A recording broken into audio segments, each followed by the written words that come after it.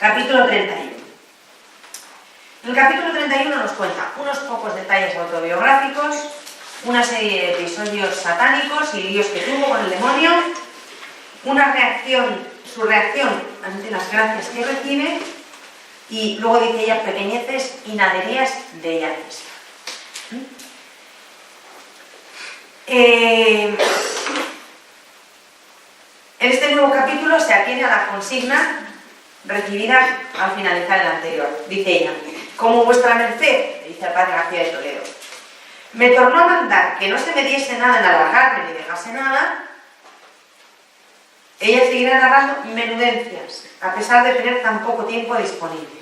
Entonces aquí nos cuenta la tira de cosas, porque como el padre García de Toledo dijo que no omitiese detalles, pues le dio por dar unos detalles. Entonces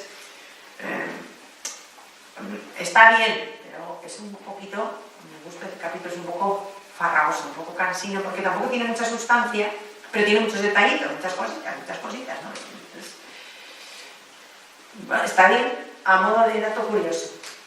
Sobre todo para satisfacer la curiosidad, eso está divertido, pero en el hilo de la narración a mí me resulta un poco, esto es personal mío, un poco, el capítulo 31. Bueno, el presente capítulo se mantiene todo el tiempo en diálogo con el padre García de Toledo, que es el que le ha impartido esa orden, ¿no? Le ha dicho que tiene que escribir por menudo, entonces ella está continuamente dialogando con él a lo largo del capítulo, y el capítulo tiene, como si dijéramos, dos argumentos o dos temas que no conectan mucho entre sí, pero están ahí los dos. Por un lado, habla de los episodios diabólicos que le han pasado a la santa, y luego al final habla de una serie de prácticas ascéticas que ella llama naderías, y entre lo uno y lo otro cuenta cómo reacciona ella ante las gracias místicas cuando le acontecen en público, y las había públicas y privadas. Y entonces, pues digo, es un capítulo que primero el demonio, después sus reacciones y por último sus prácticas estéticas. No está bien para acabar de tener pinceladas y detalles, ¿no? Pero no tienen en el hilo conductor de la narración así nada francamente importante, ¿no? Nada francamente relevante. Hace un avance cronológico, se adelanta en el tiempo, porque nos está narrando el año 1560, y sin embargo se adelanta a contar cosas que le han sucedido en 1562, 63, 64 y 65, o sea, mucho más reciente, ¿no? Y el capítulo termina, finaliza una sección dedicada a la vida interior de Santa Teresa.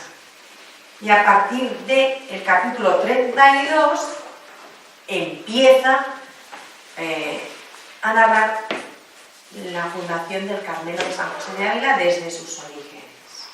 O sea, aquí terminamos la cuestión de sus gracias místicas, de su vida interior, y ya vuelve a la parte más autobiográfica cuando empieza a contar cómo se funda San José en el capítulo 32. El desarrollo del capítulo sería el siguiente. En los números del 1 al 11 habla de episodios preternaturales de origen diabólico. Preternaturales, para quien no lo sepa, significa eso, ¿no? Todo lo que tenga que ver con que no es puramente natural, está por encima de lo natural y es de origen diabólico. Y nos cuenta pues un montón de batallas, de batallitas, ¿no? Del 1 al 11. Podéis leer sin miedo, no me da ningún miedo. No tiene nada de tétrico. En los números del 12 al 17 nos cuenta cómo reacciona ella ante los arrobamientos cuando son en público, ante las gracias extraordinarias cuando suceden en público. Hay que ponerse en el lugar de Santa Teresa, porque de repente se levantaba del suelo 50 centímetros y todo el mundo lo veía, claro. Entonces era como cuando baje, ¿qué cuento? Aparte del cotilleo, el chismorreo, la chismología, imaginaros, ¿no? Entre las 180 monjas de la Encarnación, de repente doña Teresa Ahumada estaba suspendida en el aire. ¿Y cómo? ¿Y quién? ¿Y cuándo? ¿Y por qué? Y entonces, bueno, imaginaos el show, ¿no? Lo podéis imaginar. Entonces, su reacción, cómo se siente, todo eso lo describe entre los números 12 y 17. Los números 18 al 22 dan una serie de consignas prácticas al lector o a aquellos que tienen, dice ella, grandes deseos y pocas posibilidades. O sea, nosotras. Directo para nosotras. Normas prácticas para los que tienen grandes deseos y pocas posibilidades. Números 18, 19, 20, 21 y 22. De máximo interés para nosotras. Esas somos nosotras. Muchas ganas, pero poco plan. Y los números del 23 al 35 nos explica, nos cuenta, nos refiere prácticas humildísimas, naderías, llama ella, a las que recurre, a las que ella recurre, ¿no? Vamos con la primera parte.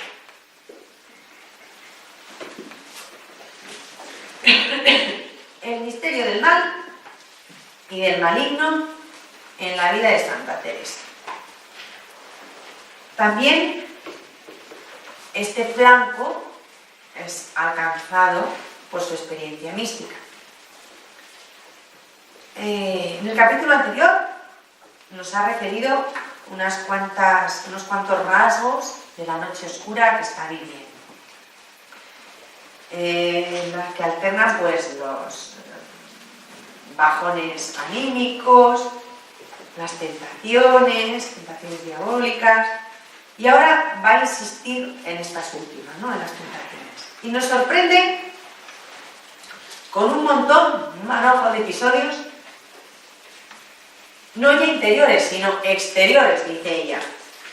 Representaciones que le hacía el demonio y tormentos que le daba, dice en el epígrafe del capítulo, ¿no? Y ella lo cuenta por fidelidad a su plan autobiográfico, porque son cosas que le han sucedido realmente, ¿no? Las cuenta con mucha sencillez, con mucho realismo, por más que a nosotros, leyéndolas hoy con nuestra mentalidad del siglo XXI, nos puedan resultar chirriantes, extrañas, estridentes, ¿no? Pero ella las cuenta como quien cuenta una cosa más, o sea, pues una cosa más de las muchas que me han pasado. Total, ¿qué nos va a contar?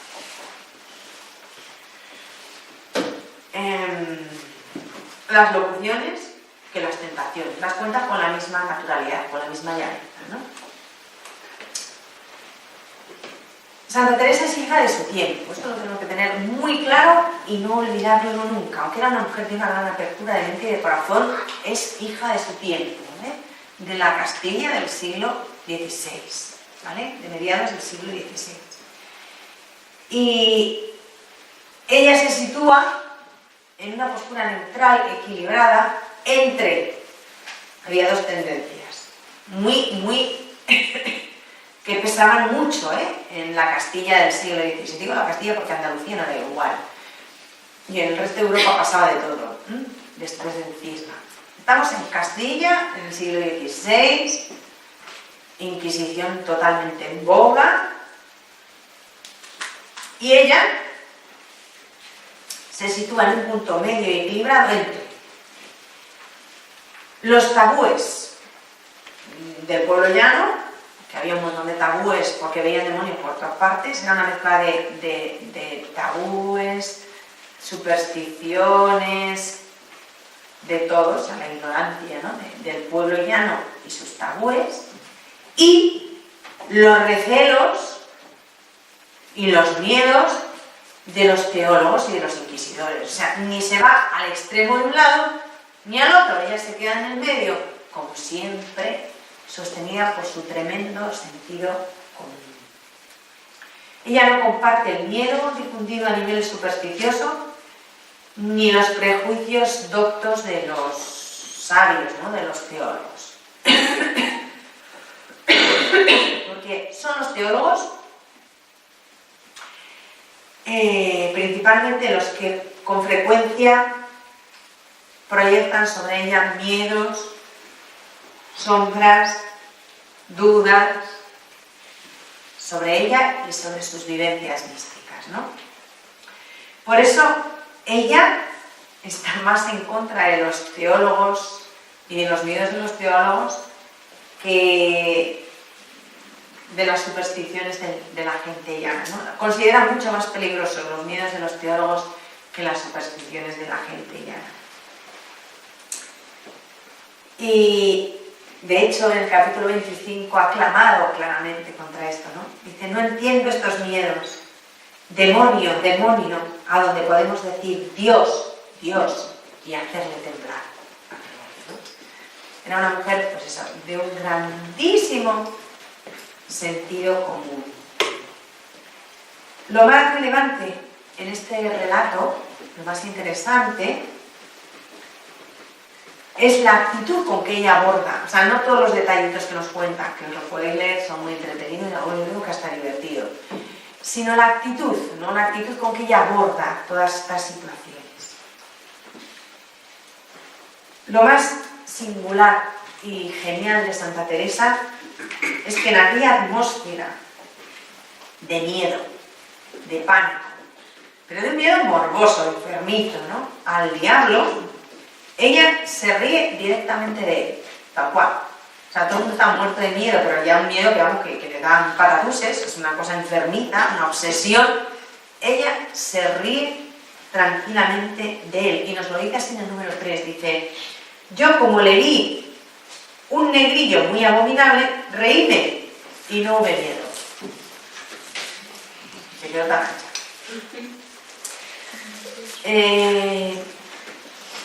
Esto de que ella era inmune, o sea, de que era inmune del miedo del diablo, ya lo había dicho antes, ¿no? Y lo repite ahora. En el capítulo 25, no me acuerdo ahora qué número, pero sí que es en el capítulo 25, que es donde dice eso de no entiendo esos miedos, demonio, demonio, donde se puede decir Dios, Dios. Pues a continuación de eso, que es en el capítulo 25, también nos dice que, con cierto tono de burla, ¿no?, que dice, no se me da más de ellos, de los demonios, que de las moscas. Pasa totalmente de ellos, pero olímpicamente, le dan totalmente igual, ¿no? O sea, se ríe de ellos. Supera sin problemas los miedos que le han inyectado los teólogos asesores.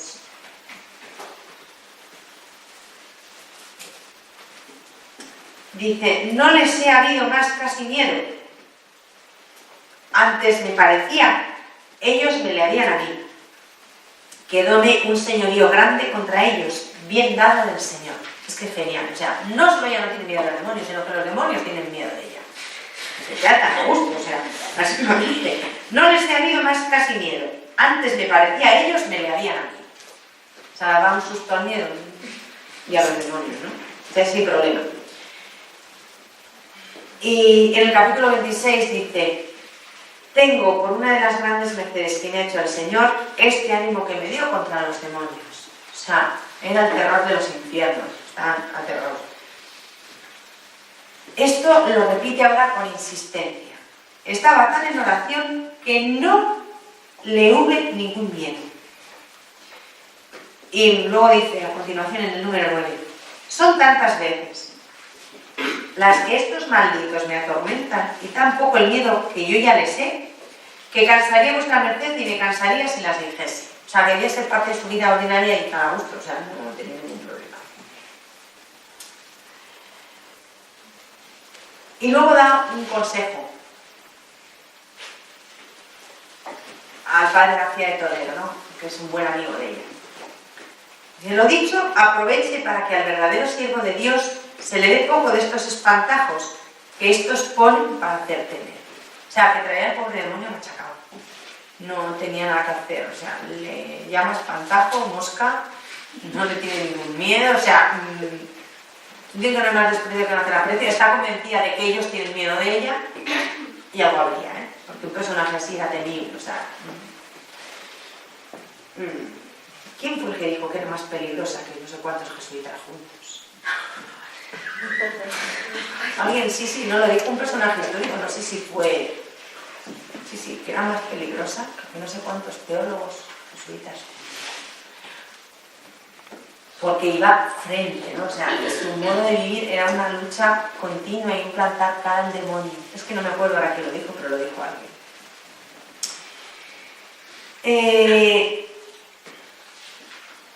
A lo largo del capítulo, ella nos narra, como os he dicho, una serie de episodios para contar las cosas del demonio, ¿no? Unos episodios le han sucedido personalmente a ella y otros están unidos o vinculados a su oración por personas amigas, cuando ella ora por determinadas personas amigas, ¿no? La presencia del maligno ya la percibe místicamente. Dice, pocas veces le he visto tomando forma y muchas sin ninguna forma. Como la visión que sin forma se ve claro está allí, como he dicho, ya empezamos, ¿eh? O sea, lo mismo que veía el Señor, pero no le veía porque sabía que estaba allí, pues también sabía que estaba el demonio, tal cual. Y no vamos a tratar con el lío del otro día porque es cansino. Pero vamos, que era una visión intelectual, sabía que estaba ahí también, ¿no? O sea, percibía lo mismo que percibía la presencia clarísima de Jesús, pues había momentos en que percibía la presencia clarísima del demonio, para desgracia del demonio, porque le machacaba frito, o sea, le dejaba fatal.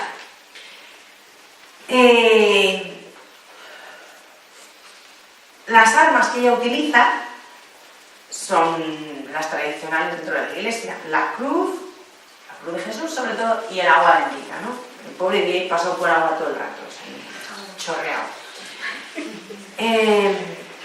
La segunda, el agua bendita, en cuanto a que estaba vinculada a la bendición de la iglesia, dice ella, debe ser grande la virtud del agua bendita.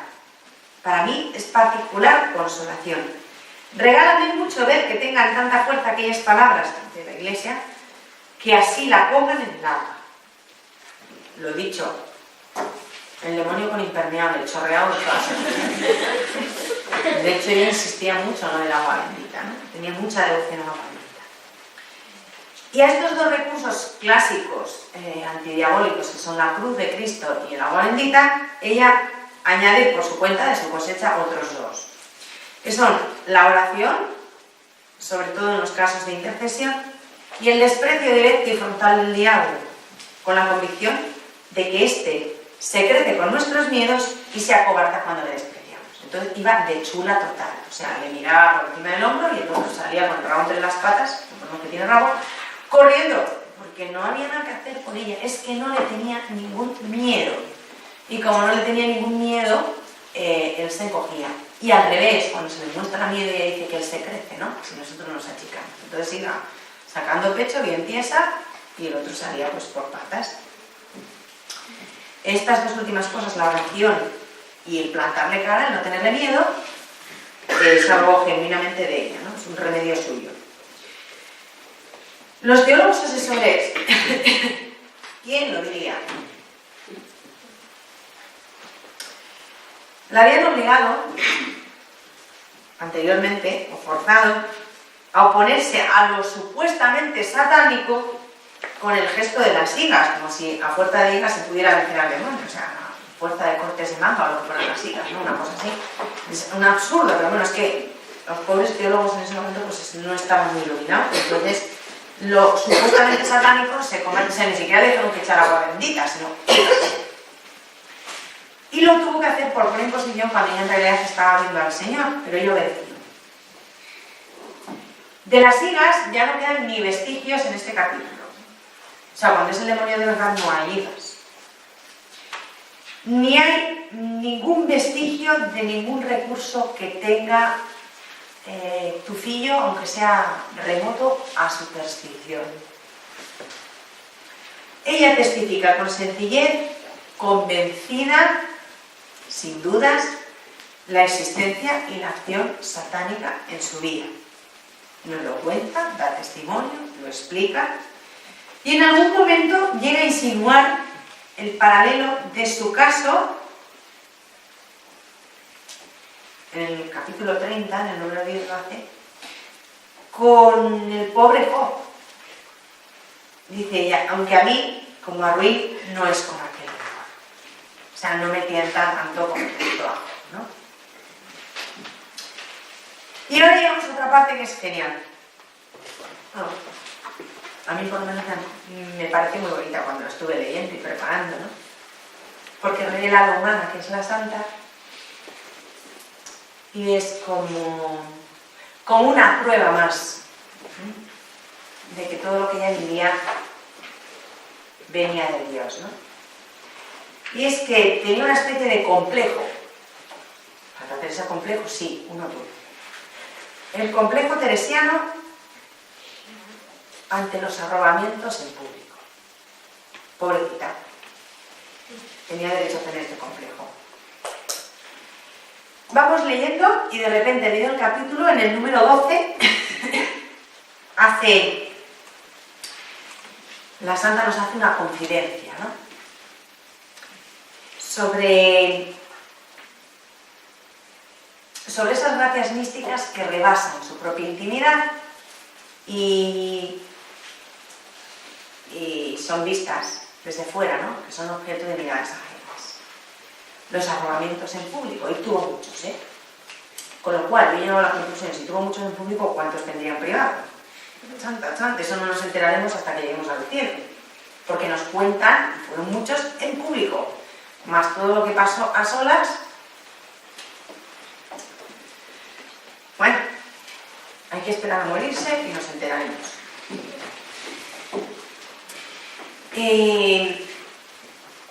Hay psicólogos modernos que han escrito estudios calificando a Santa Teresa de histriónica. Y dicen que sus éxtasis, sus arrobamientos son un histrionismo refinado. Y ellos son tontos con copete. También refinado, ¿no? El colmo de la tontuna, refinado. Sabemos por las cartas de la santa lo poquísimo que le agradaba que esto sucediese en público. Si había algo contrario a Santa Teresa a montar un espectáculo, por ejemplo, cuando su carromato llega a Córdoba, bueno, aquello fue poco menos que como el Domingo de Ramos, ¿no? Aquello fue la aclamación popular, o cuando llega a Burgos, eso a ella no le gustaba nada. O sea, la notoriedad no la pudo evitar, porque era una mujer excepcional, ¿no? Y por donde iba arrasaba. Pero ella, gustarle, no le gustaba. Cuando sucedía, se aguantaba, pero no le gustaba, ¿no?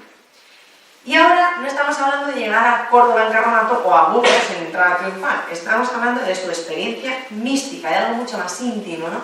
Mucho más delicado. Y claro, se monta un espectáculo inevitable en ciertos momentos de éxtasis. No lo puede evitar. Y no le gusta ni nada, ¿no?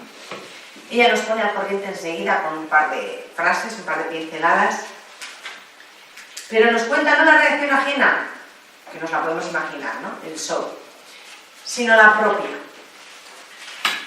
Menos mal que no había teléfonos móviles, que no lo habían grabado inmediatamente, todo el mundo grababa y pensaba, ha sido horrible, ¿no? No sabes de lo que te dedicaste.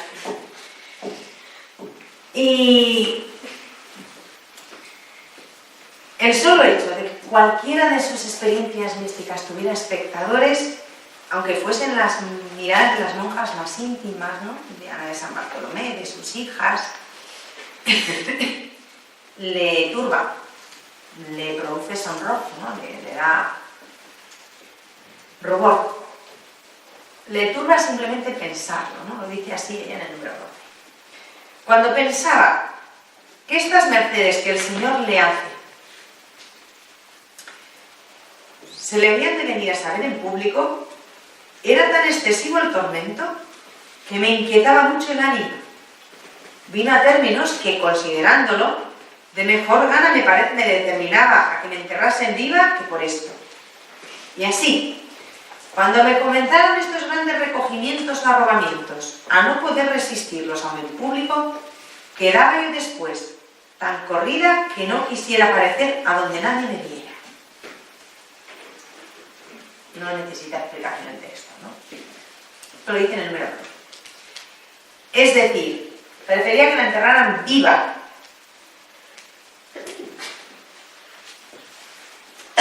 Esto no tiene nada que ver con el histrionismo. porque el histriónico se pone bombillas de colorines para que todo el mundo le vea y se dé cuenta de que existe. Entonces, es justo lo contrario de lo que ya dije, ¿no? Bombillas de colorines y banderitas fosforescentes. Intermitentes, además, ¿vale? Ese sería un histriónico. Ella quiere hacer justo lo contrario. Preferiría, no creáis, si alguna cosa, no sé, que la enterraran viva. O sea, lo de llamar la atención era lo último para ella. O sea, le falta decir tierra, trágame. Pues no, no le tragaba la tierra, la tragaba el cielo para arriba, era justo lo contrario de lo que ella quería, ¿no? O sea, de histriónica no tenía nada, absolutamente nada. Y después de esto, nos hace otra confidencia. Dice, vino a términos la tentación, porque tuvo, cuando le pasaba esto, tenía tentación de huir, de cogernos de Villadiego y desaparecer. El problema es que no podía. Porque el Espíritu Santo la pillaba en marcha y cabeza, con lo cual no se podía mover, ¿no?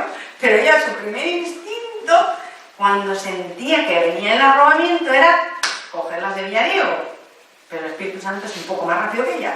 Aunque ella era rápida, el Espíritu Santo era más rápido. Entonces la robaba y se acabó. Ahí se quedaba. Ya no se podía mover, ¿no? Ni escaparse en ningún sitio. Entonces dice, vino a términos la tentación de fuga o de sonrojo, que me quería ir de este lugar y dotar en otro monasterio muy más encerrado en el que yo al presente estaba, que había oído decir muchos extremos de él. Era también de mi orden y muy lejos, que esto es lo que a mí me consolara, estar a donde no me conocieran. Y nunca mi confesor me dejó. Menos mal que el confesor por una vez atinó. Porque si no, esto lo dice en el número 3. De histrionismo, nada. Y esto es revelador. Porque quiere decir que su proyecto de fuga fue en serio. No fue una idea pasajera que tuvo en un momento dado. Se lo llegó a decir al confesor, o lo pensó en serio. Desaparecer de Ávila, desaparecer de escena, ¿no? Y que todo dependió de la decisión del confesor. Menos mal que el hombre atinó. En esto la santa es muy ingenua, con todo lo inteligente que es muy ingenua, ¿no? Porque ella no calibraba cuando pensaba eso, si bueno, era su salida de emergencia, pero ella no calibraba que lo que fuera le iba a costar lo mismo. O sea, vas al monasterio muy encerrado de Quintapepinos de abajo, perdido ahí en no sé dónde, y al final, pues, llevaría consigo sus gracias místicas, sus arrobamientos, y a donde fuera viajaba con su fardo de arrobos. O sea, no podía dejarlos archivados en Ávila y marcharse a otro sitio, donde más llevas tu pack completo, ¿no? Lo que ella era, ¿no? Pero en eso ella era ingenua y lo buscaba en medio de ese sonrojo como una salida de emergencia, pero que no le hubiera servido de nada, vamos. Pero bueno, a lo que voy, lo que quiero dejar claro es, bueno, creo que esto deja claro, no es que lo quiera dejar claro yo, creo que eso que os he leído deja claro su resistencia, ¿no? Su resistencia visceral a dar espectáculos, a que sus vivencias místicas dieran un espectáculo a nadie, ¿no? Por eso tenía ella su intento de ir muy lejos y ir a donde no me conociera. Lo extraño es que poco a poco, en ese proceso de autoanálisis que ella tiene, llega a vislumbrar, esto es muy importante, que eso es falsa humildad, porque conlleva falta de libertad. En el fondo te estás escapando porque no eres libre, ¿no? No por humildad real, sino porque no eres libre. Y entonces ahí, esto es muy, muy bonito, ¿no? Como en todo la santa va aprendiendo y va avanzando, ¿no? Y dice ella en el número 16, dice, todos estos temorcillos y penas y sombras de humildad, entiendo yo ahora, era harta imperfección y de no estar mortificada. Porque a un alma dejada en las manos de Dios no se le da más que digan bien que mal. Si ella entiende bien, bien entendido, que no entiende nada de sí. Hemos visto la escalada de todas las reacciones de Santa Teresa, ¿no? Los diferentes niveles. Primero, la reacción del sonrojo, del apuro, de la vergüenza y de querer desaparecer, es decir, tierra, trago. Después hemos visto la tentación siguiente de la fuga, de desaparecer. Yo quiero desaparecer. Buscar un anonimato total, ir a donde no me conozca nadie. Y por fin, os digo que es progresivo, ella va caminando como cualquiera, la reacción sobrenatural, sobrepensada y la más profunda, de decir, si es Dios quien lo decide, si es Dios quien me pone en este trance de recibir estas gracias en público, a mí no me toca hacer nada más que someterme, digan los demás lo que digan o piensen lo que piensen. Esto es un proceso, ¿no? Y llega a ese estado de libertad. Y dice, bueno, pues si subo para arriba ya bajo para abajo, tranquilamente. Si estoy arrobada 3 horas, pues que piensen lo que les dé la gana. No soy yo, no es asunto mío, yo soy de Dios, yo le pertenezco, que él haga conmigo lo que quiera. No va a decir que haga conmigo lo que quiera, menos esto y esto y esto. No, si es lo que quiera, es lo que quiera. Y si te tiene suspendida 50 centímetros del suelo 3 horas y media, pues contarle que después te bajen despacito, ¿qué más te da? No, el resto no es asunto tuyo. Y lo que diga la gente tampoco es asunto tuyo, allá cada uno, ¿no? Entonces, eso indica una grandísima libertad. Da lo mismo que digan bien que mal. Todo esto está súper lejísimos en las antípodas del perfil de personalidad histriónica. No tiene nada que ver. O sea, el histriónico le preocupa muchísimo lo que piense todo el mundo. Pero todo el mundo, hasta el gato de la esquina, me pregunta su opinión. ¿Me encuentras bien? ¿Estoy bonita? ¿Te gusto? La farola, porque no habla, pero si hablara, a la farola le pediría opinión. El histriónico vive pendiente, o sea, vive esclavo. ¿De qué dirán? ¿De qué no dirán? ¿De si me quieren? ¿De si no me quieren? Ella es justo lo contrario.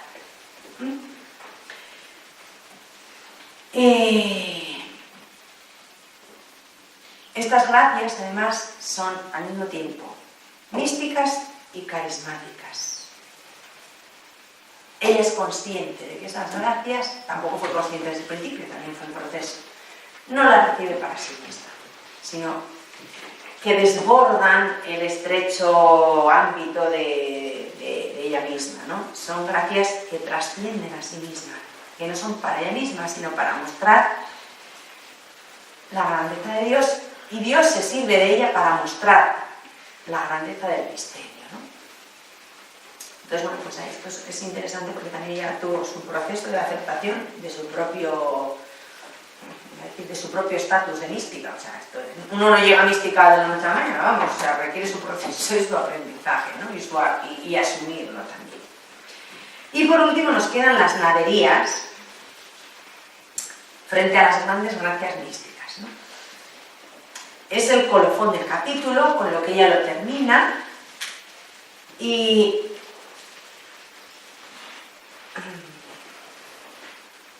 tras habernos narrado en el capítulo,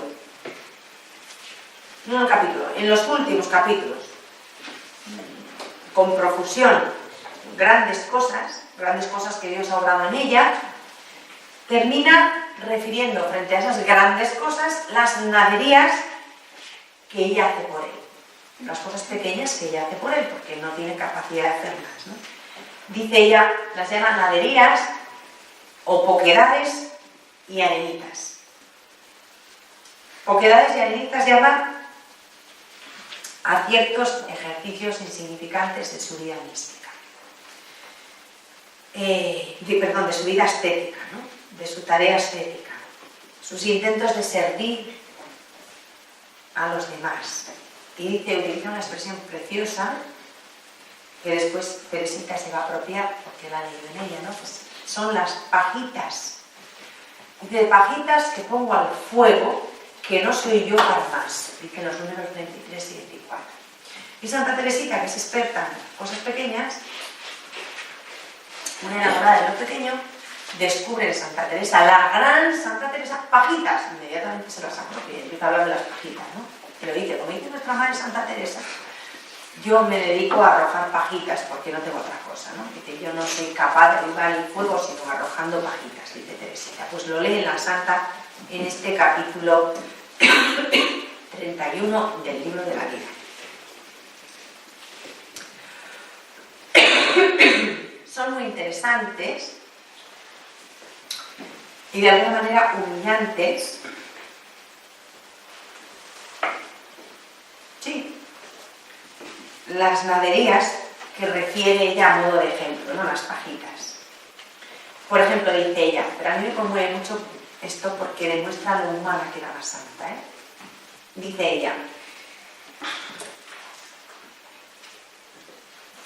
sus puntos de honra eran cosas mínimas, o sea, su amor propio, ¿no? Su prurito de querer hacer las cosas bien en cosas pequeñas. No le gustaba quedar mal, como a cualquiera de nosotros, ¿no? Nunca a nadie le gusta que le digan que algo está mal hecho o que tú notes que estás quedando fatal cuando haces algo. Eso no nos gusta a nadie. Bueno, pues a Santa Teresa, que era una mujer muy normal, tampoco.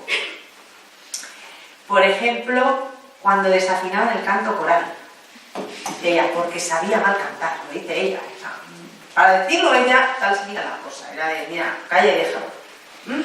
Era de las pocas cosas que la santa hacía mal. Pero debía hacer bastante mal. Dice, sabía mal cantar. O sus titubeos en las rúbricas del rezo litúrgico. Dice, porque sabía poco del rezado y de lo que había que hacer en el coro y cómo lo regir de puro descuidado.